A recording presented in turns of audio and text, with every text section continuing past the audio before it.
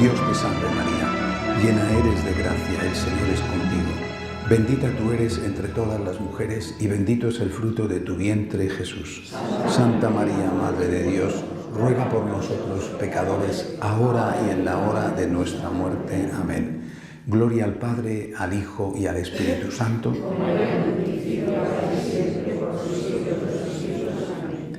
Bien, en este tercer tema, en esta tercera meditación, vamos a seguir profundizando sobre la misión y vamos a ver las grandes herramientas que tenemos a nuestra disposición y que debemos utilizar para ser misioneros.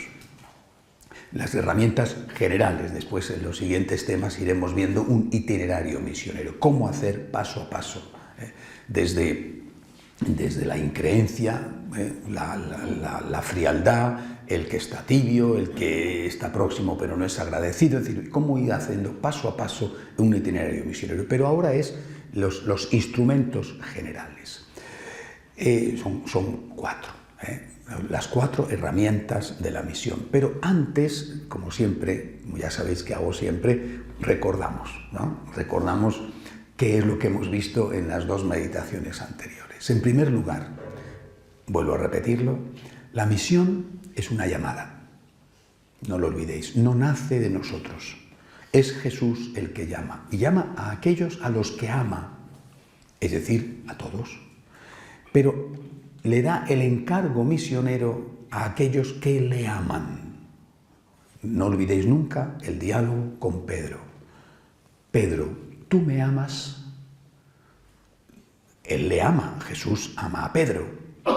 Pero pregunta, ¿tú me amas? Entonces, ¿por qué me amas? Apacienta mis corderos, apacienta mis ovejas. Por lo tanto, la misión se plantea como una manifestación del amor que tenemos a Jesús. Es decir, es una demostración del amor que tenemos a Jesús. Es una expresión del agradecimiento. Esto es muy importante entenderlo, porque normalmente podemos pensar que el agradecimiento o el amor a Jesús, para nosotros, amor a Jesús equivalente a agradecimiento porque Jesús nos ha amado primero y lo que nosotros hacemos cuando queremos amar a Jesús simplemente es devolver una parte, poquito, de lo mucho que hemos recibido de Él. A eso le llamamos agradecimiento.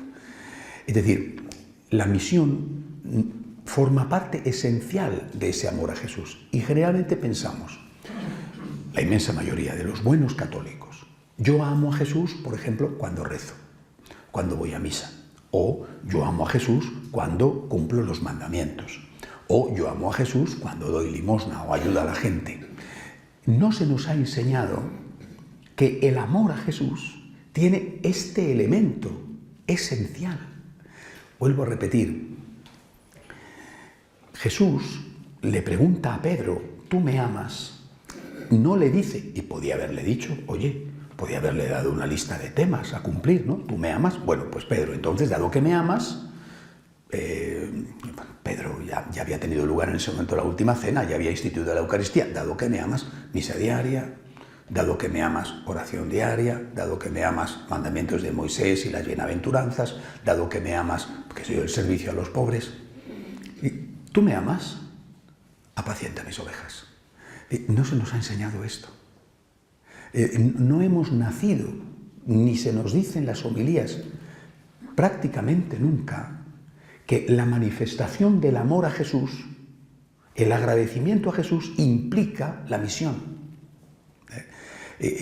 Pienso que este es el primer punto, que hay que insistir en él una y otra vez, porque no nos han enseñado que la forma de amar a Jesús necesariamente pasa por la misión. No estoy diciendo que solo sea la misión, pero pasa por la misión. Sin misión no hay agradecimiento. Es esencial. Es decir, si yo quiero a alguien, quiero el bien de ese alguien. Y el bien de ese alguien no solamente es que yo le quiera, sino que los demás también le quieran, ¿no? Yo quiero a una persona, esa persona tiene un problema, qué sé yo, con sus hijos, por ejemplo. Yo quiero a esa persona, pero también quiero que sus hijos quieran a esa persona para que no sufra esa persona. Yo quiero a Jesús. Yo quiero a Jesús. Y yo sé que Jesús sufre porque este otro no le quieren. ¿Qué debo de hacer para manifestar mi amor a Jesús? No solo quererle yo, sino hablar con estos, para que le quieran. Eso es lo que entiende San Francisco de Asís, cuando dice, el amor no es amado. No dice San Francisco, el amor no es amado por mí. Que el hombre, pues como todos, seguro que tenía la impresión de que no le amaba lo suficiente, porque ¿quién puede decir que ama a Dios lo suficiente? Eso, o es un tonto o es un soberbio, ¿no? Por mucho que ames a Dios, siempre eres consciente de que no le amas lo suficiente porque Él merece más.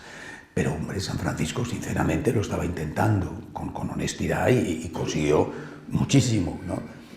Su visión no fue yo no amo a Dios, su visión fue las iglesias llenas de gente rezando, pero que todo el mundo iba a pedir, el amor no es amado. El amor no es amado por esas personas. San Francisco llora de dolor, no porque él no ame a Dios, que si hubiera tenido la visión de que no le amaba, también lo habría hecho. Llora de dolor porque Jesús no es amado. El amor, por lo tanto, a Jesús lleva consigo el deseo no solo de amarle tú, sino de que otros le amen. Y este deseo es tanto más apasionado cuanto más fuerte es tu propio amor a Cristo. Si tú amas poquito a Jesús, no le das importancia a que otros le amen poquito o menos que tú. Bien, sí, está bien, cuanto me gustaría, en fin, qué bonito sería, pero no es una cosa que te motive. Cuando tú amas a Jesús mucho y te gustaría amarle aún muchísimo más, te duele enormemente lo que está pasando en la sociedad o lo que está pasando en la iglesia. Quisiera por eso que pudierais entenderme a mí y a otros el grado de dolor y de sufrimiento que yo hablo de mí, pero seguramente, vamos, no es que seguramente, es que seguro, no es solamente mi caso. El grado de dolor y sufrimiento que hay al ver que Jesús no es amado, al ver los problemas de la iglesia. Sé que alguno quizá no lo entienda, ¿no? Pero si uno de vuestros hijos o uno de vuestros nietos estuviera muy mal, ¿le debería de sorprender a alguien que tú estuvieras mal? No. Bueno, pero tú no tienes un problema, pero tu hijo está en la cárcel. Bueno, pero hombre, ¿por qué estás mal? Tu hijo está en la cárcel, pero tú no. Perdóname, es mi hijo. Y como le quiero mucho, estoy mal porque mi hijo está en la cárcel. Dice, pero vamos a ver, estás exagerando. Eres una exagerada o un exagerado. Es tu hijo el que está en la cárcel, no tú. Es tu hijo el que tiene el cáncer, no tú. Es tu hijo el que no tiene para comer, no tú. Pues no te preocupes, no sufras, no pasa nada. Bueno, un poquito sí, pero tampoco mucho. Esa persona te contestaría y te diría, ¿usted no sabe lo que es amar a un hijo o qué? ¿Preferiría estar yo en la cárcel y no él? ¿Preferiría tener yo el cáncer y no él? ¿Preferiría estar yo sin comer y no él? Cuando tú amas a alguien, sufres al ver sufrir al ser amado. A mí me pasa eso. Y yo creo que eso, sinceramente, nos debería de pasar a todos. Y si no nos pasa, es porque no amamos lo suficiente a Jesús. A mí me duele mucho ver lo que está pasando en la sociedad, lo que está pasando en la iglesia. A mí me duele mucho que en España maten cada año 200.000 niños con el aborto. Me duele mucho. Me duele. A mí me duele el retroceso de los católicos a nivel de que muchos jóvenes no van a la iglesia, muchos conviven sin casarse, muchas parejas se divorcian o muchos se van a las sectas. A mí me duele mucho. A mí me duele mucho el desconcierto, la sensación de que hay mucha gente que está como oveja sin pastor. Me duele mucho. De Jesús dicen, cuando le ven con ese ímpetu, él mismo decía, he venido a traer fuego a la tierra. Y de Jesús dicen, recordando una frase del Antiguo Testamento, el celo de tu casa me devora. A mí me duele. ¿Le tiene a alguien que extrañar que un sacerdote sufra al ver sufrir a Cristo y al ver sufrir a la Iglesia? Lo que tiene que extrañar, y a mí me extraña, es que vosotros no sufráis. Es decir, que lo que tiene que serviros a vosotros de examen de conciencia es: ¿por qué sufro si un hijo mío está enfermo y no sufro porque la Iglesia está enferma? Pues es señal, primero, no solo de que no amas a la Iglesia, primero sí, pero también es señal de que no amas lo suficiente a Jesús. Nosotros tenemos que tener celo, pasión. Y quisiera que cada franciscano de María, y ojalá que cada católico, fuera una persona apasionada, que tuviera fuego, que tuviera sangre en las venas y no esta horchata líquida que parece que tienen la mayoría. No hay fuego, no hay pasión. En el fondo no hay amor. No solo es una cuestión de carácter y temperamento, no digo que no tenga su importancia, es que no hay amor, es que no hay fuego por el deseo de que la gente conozca y ame a Jesús, por amor a Jesús. Repito, ¿tú me amas, Pedro? Sí, evangeliza. Y esta pregunta es a Pedro, pero esta pregunta es a cada uno. ¿Tú me amas? Y Jesús te mira a los ojos, y Jesús te está preguntando a ti. También le va a preguntar a tu esposo, a tu esposa, a tu hijo, a tu padre, a tu amigo. Sí, bueno, pero ahora te lo está preguntando a ti. ¿Tú me amas? Señor, tú sabes que te quiero, soy un pecador, te amo poco, te mereces más, pero sí, Señor, tú sabes que te amo poquito, quiero amarte más, pero tú sabes que te amo. Bueno, pues evangeliza. Fuego y pasión. Esto es lo que hace falta y esto es lo que no hay. No solamente tenemos que tener este fuego y esta pasión por Jesús en primer lugar, sino que también tenemos que tenerlo por los nuestros. Os decía ayer una meditación. Hemos perdido de vista, y esta es una de las causas de la crisis de la misión, hemos perdido de vista esas verdades verticales, esas verdades esenciales, que son muchas veces antipáticas para el mundo, pero que son esenciales en nuestra fe. Y una de ellas es la existencia de la vida eterna.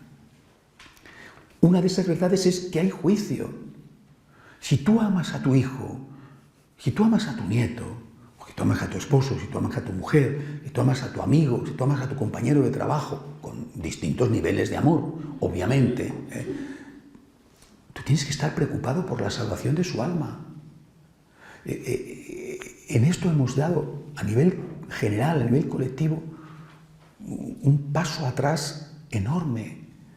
No hay preocupación, ni siquiera muchas veces, dentro de una amplia parte del clero, no hay preocupación por la salvación del alma, no hay preocupación por la vida eterna, porque se ha pensado ya que todo el mundo se va a salvar. E incluso el paso siguiente, inevitable, es que no existe nada. No puede ser. Hay vida eterna, hay juicio. Cierto que es un juicio de misericordia, ciertísimo, es un juicio de misericordia. Gracias a Dios, gracias a Dios. Pero hay un juicio. Y si esta persona no está en gracia de Dios, ¿qué va a ser de él? Y es tu hijo, y has hecho tanto, incluso muchos sacrificios, para que tuviera acceso a un buen colegio, para que tuviera acceso a una buena universidad, tantos desvelos, y te has preocupado como si no tuvieras fe solo de su cuerpo. Te has preocupado solo de que tuviera un buen nivel económico. Es que ya no tienes fe, porque no te has preocupado de su alma. En la medida en que no depende de ti, es decir, tú has hecho tu parte del mejor modo posible, has tenido la recta intención, has estado pendiente, estupendo. El otro tiene que hacer su parte, es decir, tiene que acoger la gracia, decir, bueno, pero de ti depende una parte. Y esa la tienes que hacer, y la tienes que hacer, repito, con verdadera pasión. Tenemos que tener la misma pasión, la misma intensidad en procurar la salvación del alma de los nuestros que en procurar su educación, su buen nivel económico o su salud. Tú puedes tener un hijo enfermo y hacer todo lo posible y tu hijo se muere. Bueno, pero tienes la certeza, que es un gran consuelo, de que has hecho todo lo posible. Es decir, en tu mano no está lo imposible.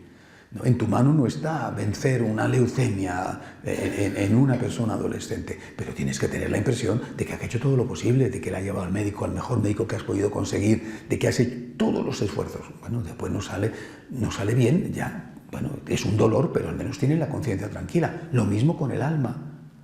Y repito, quisiera que esto lo entendierais, porque es la clave fundamental, no la única, pero la clave fundamental de la crisis. No vivimos apasionadamente ni el amor a Jesús, ni el amor al prójimo. Empezando por el prójimo próximo. Gran preocupación, gran interés en los padres, incluso en los padres católicos practicantes, en que su hijo, su hija crezcan en un buen colegio, que sepan mucho, que se preparen para la lucha de la vida, que sean triunfadores, que tengan dinero, que se sitúen bien. Gran preocupación. Infinitamente menos preocupación si no se han casado, si los hijos no se bautizan. Sí, que te molesta, que te preocupa, lo digo, pero infinitamente menos. Porque, repito, hemos perdido de vista que hay vida eterna y que hay un juicio, y que por mucho que sea misericordia, en ese juicio es un juicio. No olvidéis esto, porque, repito, ahí me parece que está el origen. 4 instrumentos para la misión. El primero, en este orden además, es decir, aquí el orden sí que afecta al resultado final. El primero, la oración. En este orden, primero de todo, la oración. Si el Señor no construye la casa, en vano se cansan los albañiles. Primero de todo, la oración. A veces le hablas a tu hijo de Dios. Habla primero a Dios de tu hijo. Primero de todo, la oración. Es el Señor el que va a tocar el corazón. No eres tú. No son tus argumentos, no son tu palabra, ni siquiera es tu ejemplo. Eso vendrá después, pero primero de todo, la oración. Y esa oración tiene que ser una oración esperanzada, una oración con esperanza, es decir, una oración que no se cansa. Y nosotros, con mucha frecuencia, tiramos la toalla y nos rendimos enseguida. Dirás, bueno, llevo años rezando por mi hijo, o por mi marido, o por esta persona. Bueno, pues sigue. Es un asedio que haces al alma de tu hijo con tu oración. Sigue.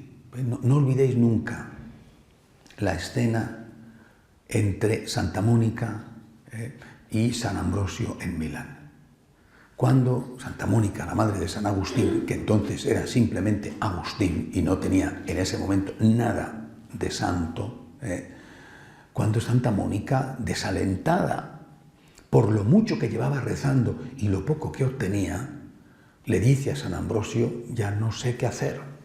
Es una escena que está sacada de un confesionario cualquiera, prácticamente cualquier día de la semana. No sé qué hacer. Y San Ambrosio le dice, sigue rezando. No se puede perder el hijo de tantas lágrimas. Esta frase deberían de sabérsela de memoria todos los padres católicos. No se va a perder el hijo de tantas lágrimas, no se va a perder el hijo de tantas oraciones. Sigue rezando. Si tú te rindes, entonces es cuando cae. Entonces es cuando no hay esperanza. Sigue rezando. Primero, por lo tanto, la oración. Y la oración esperanzada, la oración perseverante, aunque no parezca que sirve para nada. Segundo instrumento de la misión, el sacrificio. Ayer os citaba esa verdad vertical que decía Jean Guiton, la necesidad del sacrificio. Y esto puede parecer hoy más chocante que hace 50 años cuando lo escribía Jean Guiton. Es decir, como llevamos 50 años de deformación, pues naturalmente puede sorprendernos todavía más.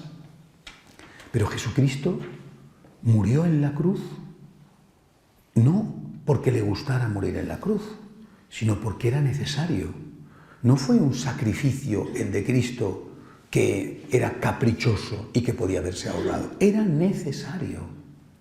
No solamente desde la perspectiva del ejemplo, es decir, he llegado a mi hora y no me he rendido y no me he echado para atrás, que es una perspectiva muy importante para nuestros momentos en que tenemos que aceptar la cruz.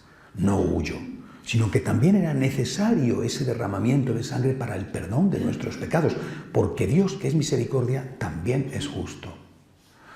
Eso también forma parte de nuestra vida. Tú quieres la salvación del alma de tu hijo. Hablo mucho de los hijos porque normalmente es la preocupación de la inmensa mayoría, pero bueno, tú quieres la salvación del alma de esa persona, por amor a Jesús, para que Él sea amado, y por supuesto por amor a esa persona a la que quieres. Estás rezando primero, pero ¿qué estás ofreciendo? A lo mejor no se trata, por lo menos en un primer momento, de buscar ofrecimientos extraordinarios, porque probablemente tienes suficiente con ofrecer lo que ya tienes. Empieza por ahí. Es decir, ¿qué te duele? ¿Qué te molesta? ¿Qué te preocupa? En los franciscanos de María, desde el principio habéis oído esta frase: tengo un problema, tengo un tesoro. No tengo un problema, tengo una maldición, sino tengo un problema, tengo un tesoro. Es una frase preciosa de Chiara Lubich, la fundadora de los focolarinos, que hablando de las meditaciones que hizo Santa Rosa de Lima, que yo os recomiendo que las leáis porque son muy bonitas, muy útiles y muy en relación con esto, Chiara Lubich dice: normalmente se dice que no hay rosa sin espina. Es un refrán, no hay rosa sin espina. Y ella, a continuación de la meditación que hace sobre las manifestaciones místicas de Santa Rosa de Lima, dice: yo he llegado a la conclusión de que en realidad no hay espina sin rosa. No hay espina sin rosa. Es decir, tienes la espina. ¿Y qué pasa con la espina? Pues que te pincha, ¿no? Y que te duele. Bueno, pues no hay espina sin rosa. De ese pinchazo, del pinchazo, no de la espina, del pinchazo, de esa sangre que te hace la espina, nacerá algo. De esa sangre derramada nacerá algo. No hay espina sin rosa. Por lo tanto, ¿tienes un problema? ¿Tienes un tesoro? Lo que tienes que hacer es primero saberlo, porque si no tienes un problema y yo soy una persona desgraciada, que hay que ver, esto para qué vale, no lo entiendo, vale. Cosas, por otro lado, muy humanas, ¿no? Muy lógicas, muy de sentido común, ¿no? Nadie instintivamente le apetece sufrir, salvo algunas personas enfermas que les gusta el sufrimiento. Eso son patologías, ¿no? El instinto nos lleva a huir del sufrimiento. Pero Jesucristo no huye de la cruz. Y repito, no solamente no huye de la cruz para darnos un ejemplo de no huida delante de los problemas, sino porque Él sabe que tiene que ofrecerse como el cordero inocente llevado al matadero para cargar en sus espaldas el pecado de todos. Así pues, ¿tienes un problema? Tienes un tesoro. Ya has rezado, ahora ofrece. Ofrece. ¿Y qué significa? Primero ofrece por alguien. Primero por alguien. Es decir, imagínate que tuvieras, no digo una varita mágica porque obviamente no creemos en la magia, ¿no? Harry Potter es un libro de entretenimiento que sabemos que es eso, un libro de entretenimiento. Bueno, ahora, suponte que tuvieras, qué sé yo, un algodón que pudieras empapar en una medicina, en un líquido que fuera capaz de hacer milagros, un óleo milagroso, y que tú empapas, impregnas ese algodón con ese líquido y vas a ir tocando esa herida de esa persona, vas a ir tocando la herida del alma de esa persona, vas a ir tocando una herida económica, vas a ir... ¿Tienes un problema? Tienes un tesoro. Ahora tú coges tu problema y vas a ir tocando. Señor, yo hoy te voy a ofrecer los disgustos del día, los problemas del día, las contrariedades del día, los miedos del día. Te voy a ofrecer, Señor, esto Tienes que ofrecer por alguien. Tienes que rezar por alguien y ofrecer por alguien. Que no digo que tenga que ser solo uno, pero personalízalo. Es decir, Señor, hoy voy a rezar por esta persona y voy a ofrecer por esta persona. Y voy a estar pendiente de esta persona. Voy a encomendarte a esta persona. La Santa Misa, con tus problemas, voy a estar pendiente de esta persona. Porque no tiene por qué ser necesariamente solo de tu familia, pero muchas veces ya en la familia tenemos bastante, ¿verdad? Y es nuestro primer ámbito misionero, pero no el único, Bueno, pero mira, hoy esta persona sé que está pasándolo mal, o está en un momento de turbación, o está alejado de ti, o está enfermo, o no tiene empleo, o... Señor, yo tengo un problema, sé que tengo un tesoro por esta persona. Y en segundo lugar, te lo ofrezco por esta persona. ¿Qué significa ofrecer?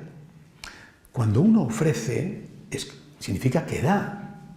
Es decir, ya no es tuyo, lo has dado, pero a la vez sigue siendo tuyo. Es decir, no es que puedes decirle al Señor, me duele la cabeza, te lo ofrezco por mi hijo. E inmediatamente, como se le he ofrecido al Señor, se me va el dolor de cabeza. No, el dolor de cabeza sigue estando ahí, ¿no? ¿Qué significa entonces el ofrecimiento, el dar el dolor de cabeza, si el dolor de cabeza sigue estando ahí? El ofrecimiento implica que no te vas a quejar. Oye, que si se te escapa, por supuesto que tienes que buscar la medicina para aliviar el dolor de cabeza y naturalmente que tienes que intentar pues mejorarte, etcétera. Sí, pero las medicinas hacen el efecto que hacen, tardan en hacer efecto si es que lo hacen, y mientras tanto tú estás ahí y no puedes estar diciendo continuamente, ay, qué dolor que tengo, ay, qué malito estoy, ay, qué penita me doy a mí mismo.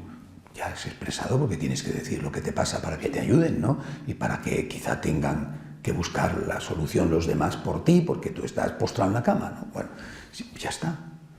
¿Cuántas veces yo me he encontrado con enfermos que lo hacen así y que sorprendentemente, y seguramente os ha pasado igual, vas a interesarte por su salud y descubres una persona que no habla de sus problemas, aunque sabes que los tiene, sino que se preocupa de los tuyos, que no está quejándose, pues fíjate, pues ay, sino que esa persona, y bueno, sí, me duele, sí, vale, pero ¿usted cómo está? ¿Y qué tal sus cosas? Es una persona que ha ofrecido, que no vive mirándose el ombligo de su propio dolor y contándole a cada uno sus minucias y sus miserias, de sus miligramos de esto o de lo otro. No, sí, es verdad, tengo esto, sí, pero ¿y usted cómo se encuentra? Yo me he encontrado muchas veces con personas así. Vas a visitarlos y sales fortalecido, porque el ejemplo que te han dado es extraordinario y sabiendo que ellos están pasándolo mal. Y sin embargo, le quitan importancia porque se lo han ofrecido. No es mío, aunque sigue siendo mío. No es mío, no vivo pendiente, sobre todo, de estar continuamente quejándome. Señor, lo acepto. Señor, te lo ofrezco por esta persona. Primero, oración. Segundo, ofrecimiento. Tercero, testimonio. Creo que es el punto más difícil, el testimonio, por dos motivos. Primero, porque nunca es perfecto el testimonio. Solo fue perfecto el testimonio de nuestro Señor y el testimonio de la Santísima Virgen. Nuestros testimonios son siempre imperfectos. Somos seres humanos. Y en cada uno de nosotros hay trigo y cizaña.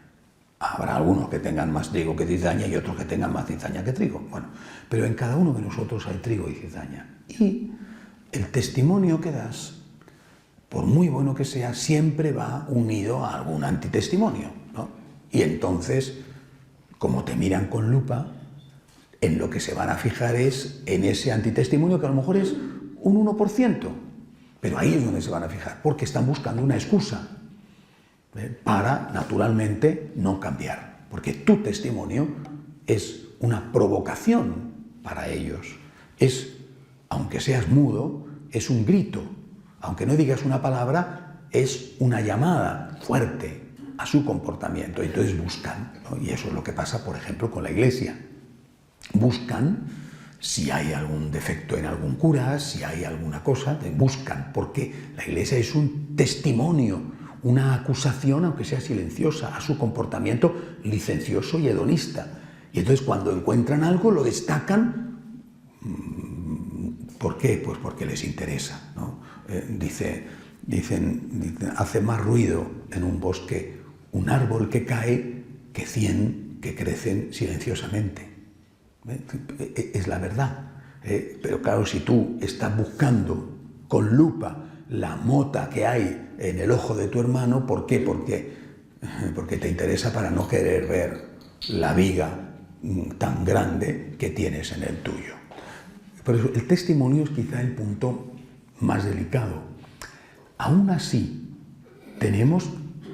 sabemos que nuestro testimonio no va a ser perfecto, tenemos que esforzarnos por dar el mejor testimonio posible.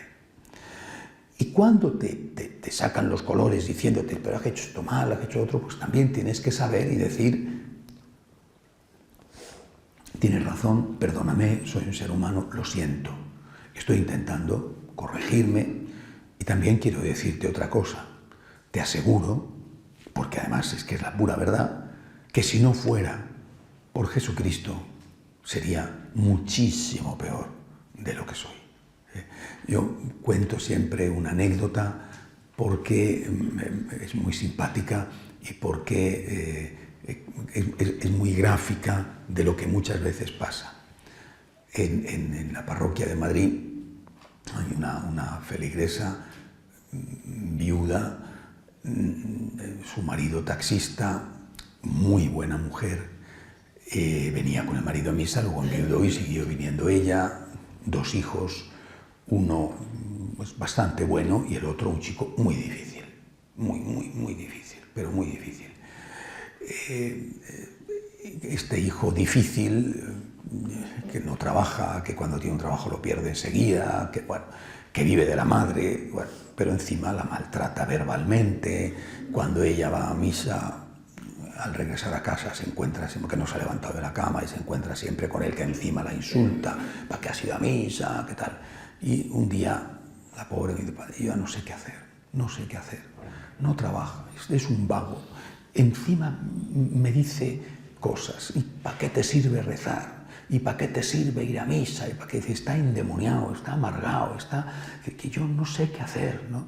Y yo le dije, mira, cuando vuelvas a casa, hoy, y te vuelva a decir lo mismo que todos los días te dice, me tienes que contestar, ¿sabes para qué me sirve ir a misa, hijo mío? Para aguantarte a ti, hijo, para aguantarte a ti, ¿no? Creo que tenemos que ser conscientes de que si bien nuestro testimonio no es perfecto, eso no implica que no podamos ofrecer un testimonio. Y quizá el testimonio que podemos ofrecer es el de decir a esa persona que te interpela porque tu testimonio no es perfecto, decirle, te aseguro que sería muchísimo peor si no fuera porque estoy con el Señor. Y probablemente quien saldría perdiendo eres tú. Es decir, que yo no soy Dios, no tengo ninguna pretensión de ser Dios, os lo aseguro.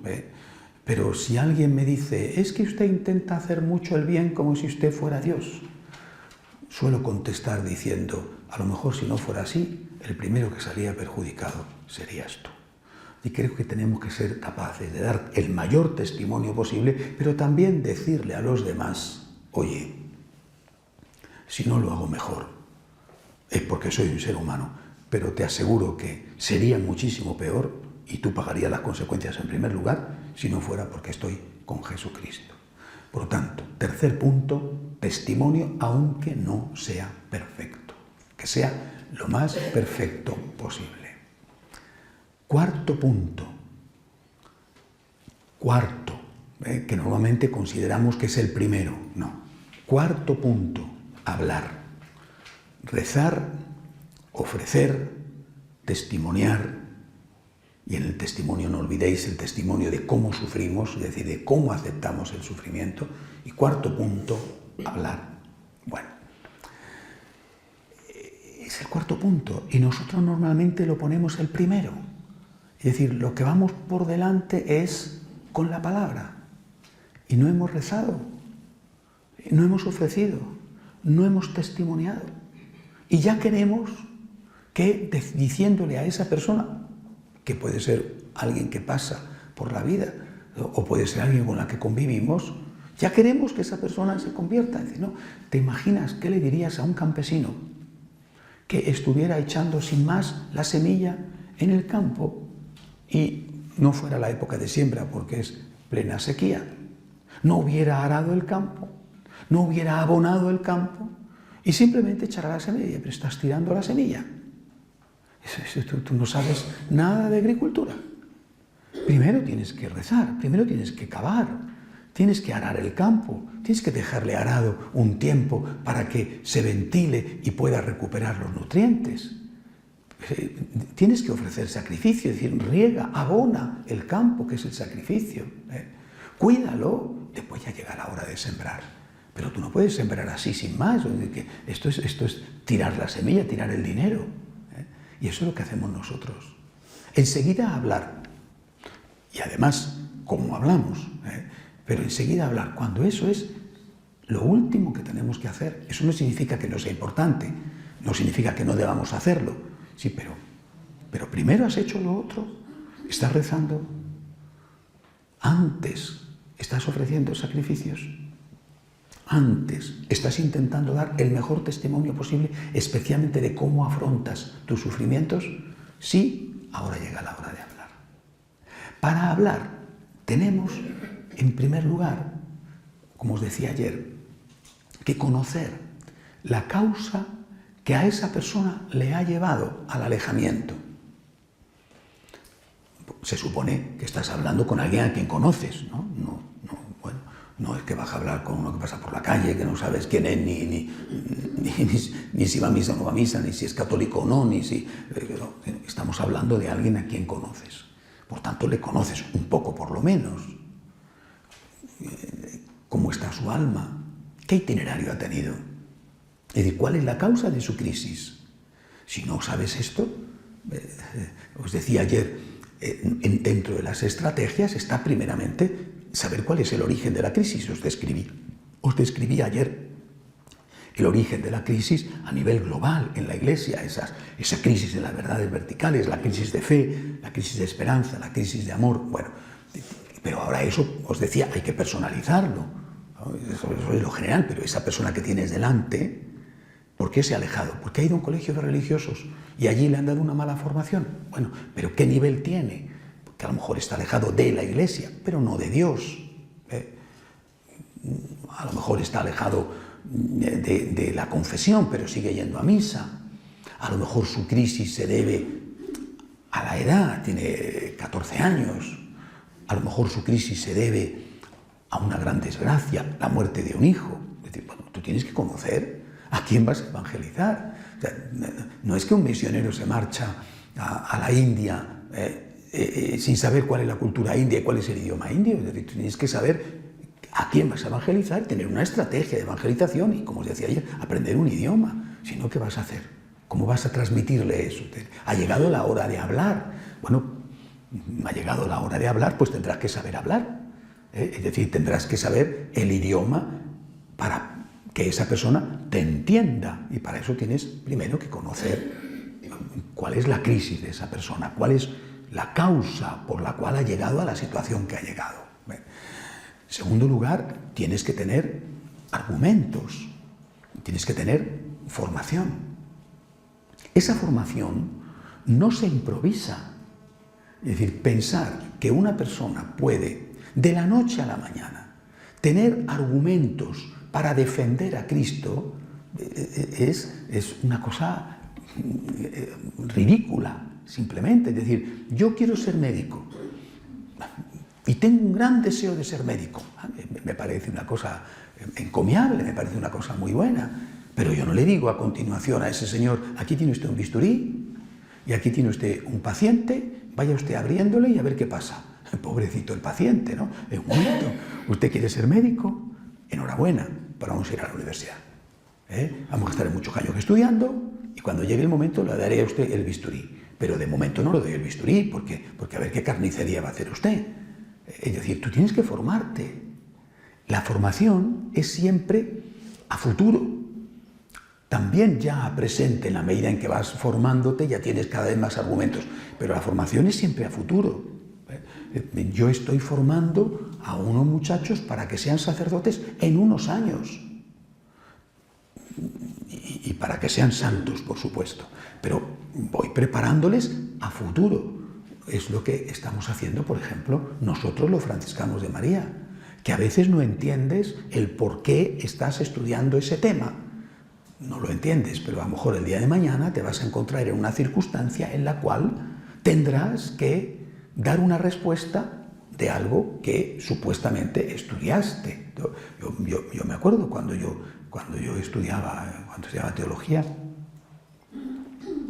en una ocasión le pregunté a uno de los formadores, ¿por qué tengo que estudiar esto?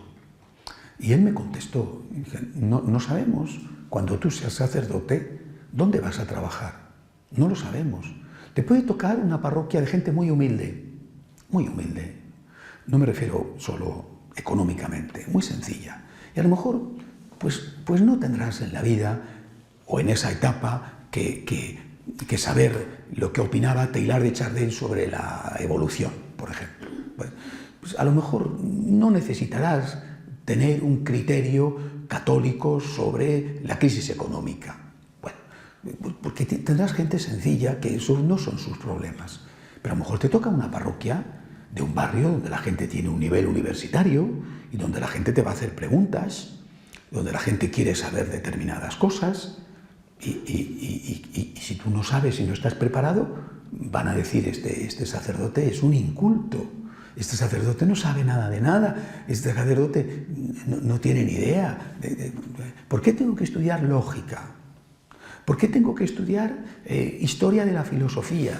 ¿Por qué tengo que estudiar metafísica? Es una pregunta típica que se hace un seminarista normal, cuando empieza a estudiar, que empieza a estudiar filosofía y que es como si tuvieras que mascar yeso, una cosa antipatiquísima. ¿Para qué me sirve el estudiante? Típico, ¿no? Que te dice, ¿para qué me sirve esto? Porque yo lo que quiero es enseguida estar haciendo pastoral, enseguida decir, pero ¿cómo vas a pretender correr si no sabes andar? ¿No? Repito la respuesta que me dio a mí un formador. Tú seguramente estarás un día en una parroquia de gente muy sencilla y efectivamente no vas a andar citándole a Aristóteles, no vas a andar citándole a Plotino, no vas a andar citándole a Kierkegaard, esa gente, estas cosas más sencillitas, hijo. Pero a lo mejor un día tienes que estar en un ambiente universitario y tienes que hablar con una elocuencia que a esa persona le llegue a su nivel intelectual. Como no lo sabemos, ahora te vamos a preparar bien, para un caso y para otro. De lo contrario, pues serás un cura como antes, ¿verdad? Que se llamaban de misa y olla, ¿no? Bueno, pues tú tienes que prepararte, tienes que formarte. Es decir, primer punto, tienes que conocer, antes de hablar, la crisis de la persona concreta. ¿Por qué ha llegado a la situación que ha llegado? ¿Qué idioma tengo que emplear para que me entienda? Pero tengo que tener una preparación que no se adquiere en un año. La bendición que vosotros tenéis de contar con un curso tras otro durante 5 años, con 260 temas de formación, es una bendición que no tiene prácticamente nadie. Que después, oye, hay alumnos aventajados y alumnos muy torpes. Eso existe en cualquier colegio y en cualquier universidad. Ya no depende del profesor, ni depende del libro, depende del alumno. Bueno, pues eso ya es otra cuestión. ¿Que no te acuerdas de lo primero que aprendiste? Pues es otra cuestión, porque ya pues a ciertas edades, ¿verdad?, los escalones son mucho más altos que cuando uno era más joven, que los escalones curiosamente eran más bajos. Eso ya es otra cuestión. Pero al menos tienes a tu alcance, y además lo tienes escrito, lo tienes en unos libros, tienes unos temas de formación, que es un background, es decir, que es un elemento que te queda para cuando llegue el momento en que tengas que dar la respuesta adecuada. Bien. Siguiente punto, siempre sobre la formación. Siguiente punto. Antes de hablar, encomiéndate al Espíritu Santo. Es algo que normalmente no hacemos nunca. Cuando, dice Jesús, os llevarán delante de los hombres. No os preocupéis, el Espíritu Santo hablará por vosotros. Encomiéndate al Espíritu Santo. Un instante, encomiéndate al Espíritu Santo, por favor. Pon en mi boca la palabra que tenga que decir para que toque el corazón. Ya he rezado, ya he ofrecido sacrificios, ya he dado el mejor testimonio posible, ya estoy preparándome, que nunca la preparación es completa, pero ya estoy preparándome. Bueno, ya sé el lenguaje que tengo que emplear, por dónde tengo que entrarle. Bueno, ahora antes de hablar yo me encomiendo al Espíritu Santo, porque es el Espíritu Santo el que actúa, el que toca el corazón, ¿no? San Juan 23 decía una cosa que me gusta mucho. No era encomendarse al Espíritu Santo, pero también era algo parecido, ¿verdad? Él decía, sabéis que San Juan 23, cuando fue nombrado Papa, era patriarca de Venecia, pero antes de eso había sido nuncio en varios países, es decir, diplomático de la Santa Sede. Creo que la última nunciatura que ocupó fue la de París pasó a Venecia y de Venecia fue elegido Papa. Bueno, y él dice que cuando era diplomático, él a veces pues tenía que afrontar cuestiones delicadas como diplomático, pues con un país, con otro país, el país donde estaba trabajando, pues que había problemas, bueno, lo normal. Y él dice que lo que hacía siempre era decirle a su ángel de la guarda, mira, voy a ir a ver a tal persona, que fuera un ministro, ¿no? Por favor, ángel de la guarda, ponte tú de acuerdo con el ángel de la guarda de esa persona. Entre vosotros dos os entendéis y me vais allanando el camino, ¿no? Me decía esto. ¿Sabéis el humor que tenía San Juan 23, ¿no? Es decir, que era el Papa bueno, como se le llamaba entonces, ¿no? Y fue tan querido en España, ¿no? Mira, ángel de la guarda, habla tú con el ángel de la guarda de ese, ¿no? Que, en fin, estáis para algo, ¿no? Bueno, pues alláname el camino, ¿no? Bueno, encomiéndate al Espíritu Santo, ante el Espíritu Santo, dame la lucidez, dame la sabiduría, dame la inteligencia, que pueda expresar aquello que tengo que expresar y que toque el corazón de esa persona. Dentro del hablar, he dicho, primero, conocer las causas de la crisis general y particular. Segundo, formación. Tercero, el Espíritu Santo. Cuarto punto, dentro de este cuarto punto, la prudencia. La prudencia. La prudencia no es el nombre de una señora que iba al lado nuestro, no. La prudencia es una virtud. Y es una virtud que tiene que ser la acompañante del resto de las virtudes. La prudencia es una virtud que se ejercita con el resto de las virtudes. No es una virtud que se ejercita ella sola. Es decir, es una virtud acompañante. Es una virtud que acompaña a la caridad, es una virtud que acompaña a la humildad, es una virtud que acompaña a la veracidad, no porque tengas que negar la verdad o decir mentiras, sino porque tienes que saber que hay momentos en que tienes que callar, no que hay momentos en que tienes que mentir, eso no. Pero la prudencia, a la hora de evangelizar, a la hora de misionar, es una virtud imprescindible, pero generalmente mal entendida. Es decir, hay personas imprudentes que hablan cuando no deben y provocan por su imprudencia el efecto contrario a lo que buscan, cansan a las ovejas. Y mira que las ovejas aguantan mucho, un animal muy bobo, ¿no? Bueno, pues cansan a las ovejas. Bueno, hay personas que son imprudentes, están pecando por defecto. No tienen prudencia. Cállate, no es el momento de hablar. Si tú ves a una persona que ha perdido un hijo y que está sufriendo, ese es el momento de estar a su lado, de darle un abrazo, de expresarle tu cariño. Y a lo mejor al día siguiente, a los 2 días a la semana, es el momento de decir una palabra. Pero en ese momento que tienes que estar manifestándole tu proximidad y tu solidaridad y tu afecto y tu comprensión.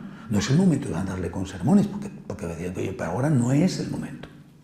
Es decir, hay personas que no tienen prudencia, es decir, que pecan por defecto. Pero la mayoría peca por exceso. Son tan prudentes que nunca dicen nada, que nunca encuentran el momento, que nunca encuentran la hora de hablar, que siempre les parece que no, es que a lo mejor si digo algo pues puede ser contraproducente. Bueno, pues hay que encontrar el momento, pero hay que encontrar el momento. Es decir, no es que podemos decir que el momento nunca viene, hay que encontrar el momento. Por tanto, el ejercicio de la virtud de la prudencia es especialmente importante a la hora de misionar. Hay que encontrar el momento, pero hay que encontrarlo. Hay que encontrarlo. No es que puedes pasarte la vida diciendo no es el momento, no es el momento. Hay que encontrar el momento, pero hay que encontrarlo. Hay que tener la valentía de hablar sabiendo en qué momento hay que hablar. Has rezado, has ofrecido. Muy bien. Ya has hecho dos cosas fundamentales. Has testimoniado del mejor modo posible. Te has preparado para hablar. Bueno, pues ahora tienes que hablar. Tienes que hablar. Con prudencia, pero tienes que hablar. Y una de las claves de la prudencia, en la próxima charla haré un ejercicio práctico, os explicaré de una forma práctica cómo hacerlo. Una de las claves de la prudencia es saber cuándo hay que dar un poquito y cuándo hay que esperar para dar el resto. Si a ti te dice el doctor, usted tiene una infección y tiene que tomar antibiótico. Y normalmente te van a decir, tienes que tomar el antibiótico cada 8 horas. Es lo normal, por lo menos es lo que me dicen a mí, cada 8 horas. Aquí tiene usted su bote de antibiótico, le va a durar a usted una semana, y por lo tanto tiene usted 24 pastillas, por ejemplo, ¿no? 3 por 8, 24. Aquí tiene usted 24 pastillas, tiene usted que tomárselo, el antibiótico, cada 8 horas. Y tú llegas y dices, qué cosa tan incómoda, 24 pastillas cada 8 horas, pero ¿qué más dará si me meto las 24 pastillas de una vez? ¿No? Pues yo me meto las 24 pastillas de una vez, oye, ya están ahí, ¿no? Si de todas formas me las tengo que tomar, pues ya me las he tomado y ya no tengo que estar pendiente, hay 8 horas con lo ocupado que estoy, a mí se me olvida. Yo me tomo las 24 pastillas de una vez y seguro que el efecto es el mismo. Y dice, pues no, pues no. Es decir, tú has dicho ahora un poquito, ahora espérate un poquito porque esa persona tiene que hacer la digestión.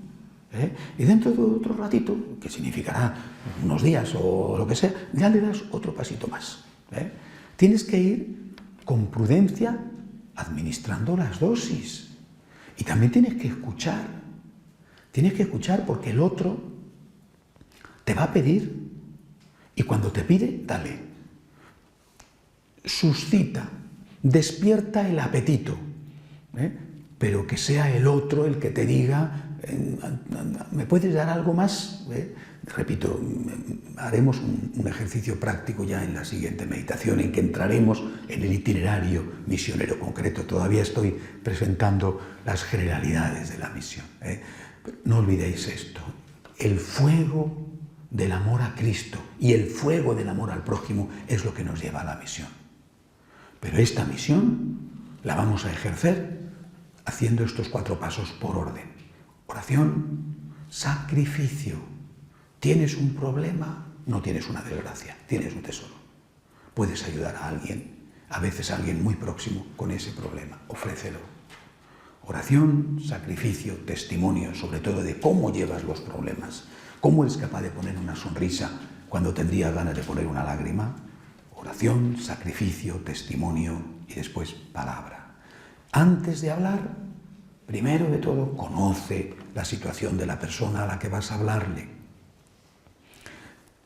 Fórmate, encomiéndate al Espíritu Santo y después habla con prudencia, que significa que no puedes pecar ni por exceso ni por defecto.